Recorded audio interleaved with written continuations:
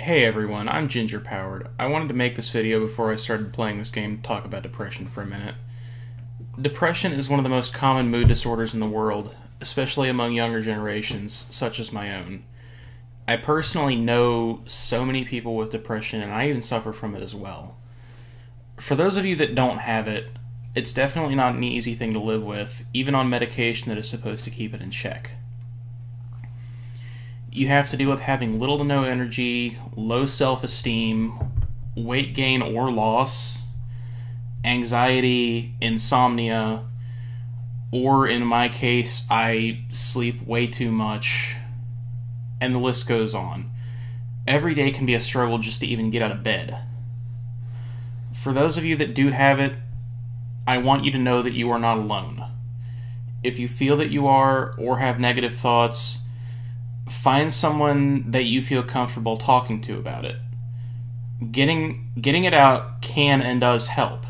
It can be anyone, a family member, close friend, a therapist, or if you're younger, a guidance counselor. If you can't afford a therapist, there are some places that will offer therapy sessions for free or at an extremely reduced price and work with you on payment. And I originally planned on doing this game later, but something happened recently that made me want to raise awareness and acceptance for this disorder. 2 weeks ago today, I found out that my best friend lost his personal battle with depression and took his own life. His funeral was a week ago, tomorrow. I had to watch a mother bury a son. I had to watch a sister bury a brother, and a wife bury a husband. And I'll never get to see my closest friend of 14 years again. I guess what I'm trying to say now is suicide is never the answer either. I know it seems like a way to end the pain, but it only causes more. Everything may seem hopeless, but I promise you, things will get better. It always does. You just have to have patience and give it time. If you need someone to talk to, and you don't have anyone that you can trust or feel comfortable with, I will talk to you if you feel comfortable with it. If you want to see a therapist but can't find one willing to work with you on the payments, I'll help you find one. I will make the phone calls. I don't care. If I can help you in any way, I will.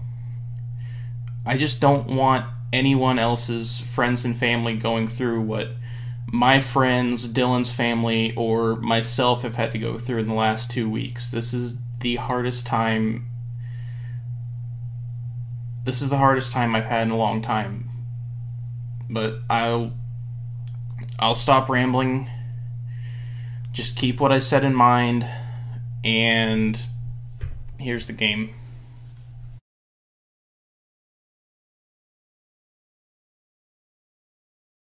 What's up everybody, it's Ginger Powered here, this time bringing you the game Depression Quest. I know there's been a lot of controversy over this title in the last few weeks, but none of that really matters to me. What I care about is the message of the game. I've been suffering from depression for the last few years, possibly longer, and this really hits home for me. So, I'm going to apologize ahead of time if I seem to get a little emotional during this series, because that's depression. Well, let me quit rambling and I'll go ahead and start playing this. Alright. Giant chunk of text. I'm not going to read this quote.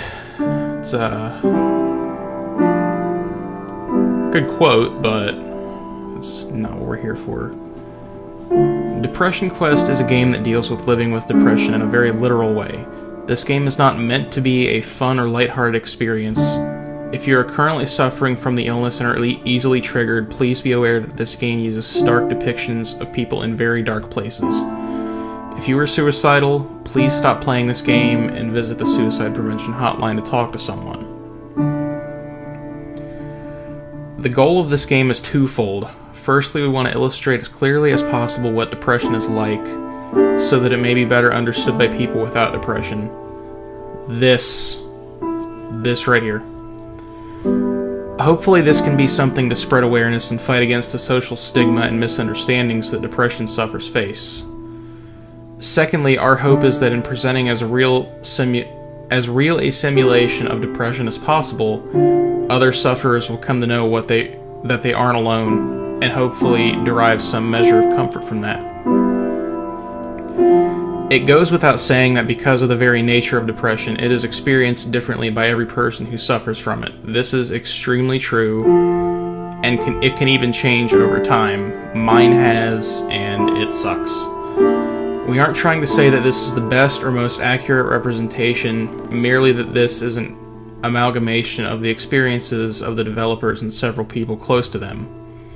Many of the following encounters deal with issues such as therapy, medication, handling a love life, and reaching out to support networks. In reality, less than half of depression sufferers actually seek treatment for reasons such as lack of money, perceived personal failing, or public stigma. These things were included in order to touch upon as broad a range as possible. Since all of these elements can be very important to sufferers of depression, though will likely not be the experiences of most sufferers.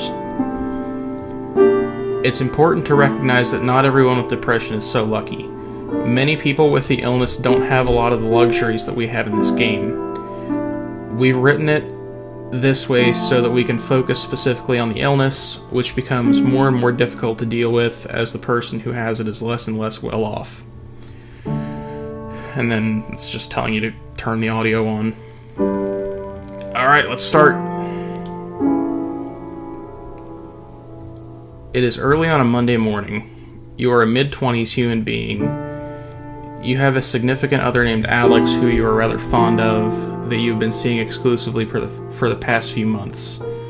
The rest of your social circle consists of a variety of friends and acquaintances, some of whom you met at your day job, which is a little boring but pays the rent. You'd like to be doing more with your life, as would your parents, but you're still in the process of figuring out what that means and how to go about it. Sounds familiar. You are also dealing with motivation issues that sometimes make dealing with these things difficult. You feel like this is probably your fault, and on bad days can feel inwardly angry and down on yourself for being lazy, but you're not quite sure how you can break out of it or how other people deal with these feelings and seem so very functional.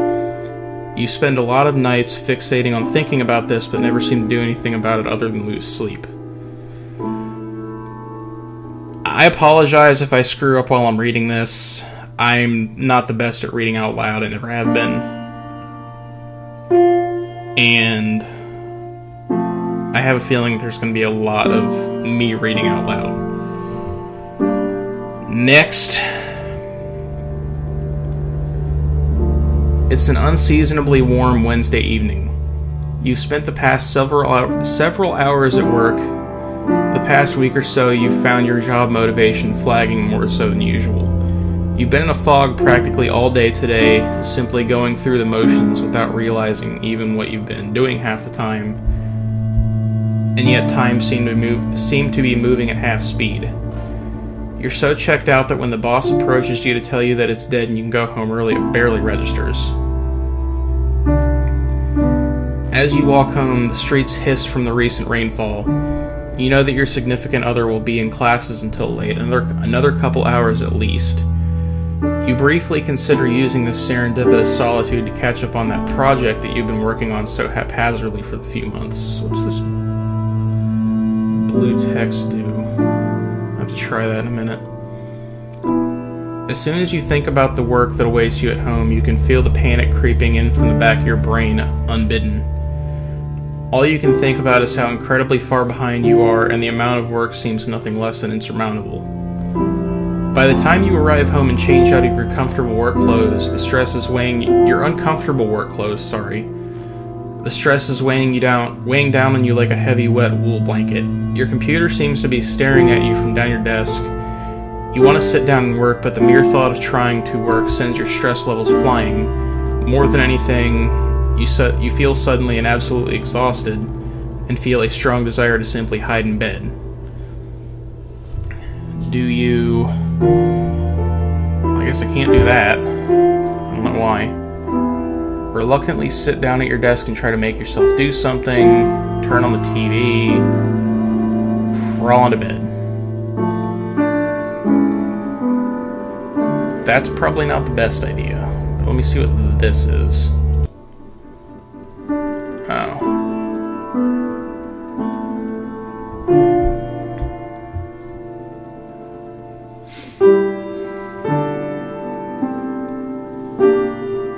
A while back, you and some of your older friends were out at a bar catching up. After liquefying considerably more of your paycheck than was perhaps responsible and ended up thoroughly in your cups, you open up to the only people you really consider yourself close to and end up launching into a drunken tirade about the meaninglessness of your utterly menial job and ultimately your own existence. Having never really seen you in such a state before, your friends were briefly taken aback by your sudden uncharacteristic outburst.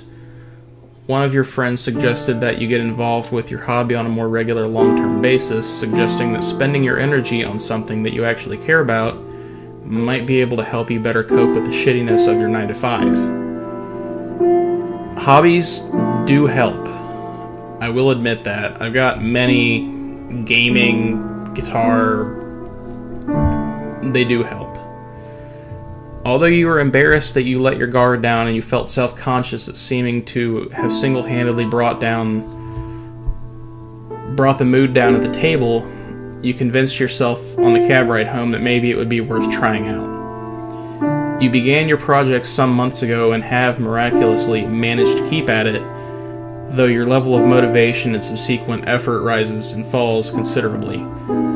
While you were surprised when you started at how good it felt to actually work on something you were passionate about, lately you've found it hard to muster the energy to really even care about this.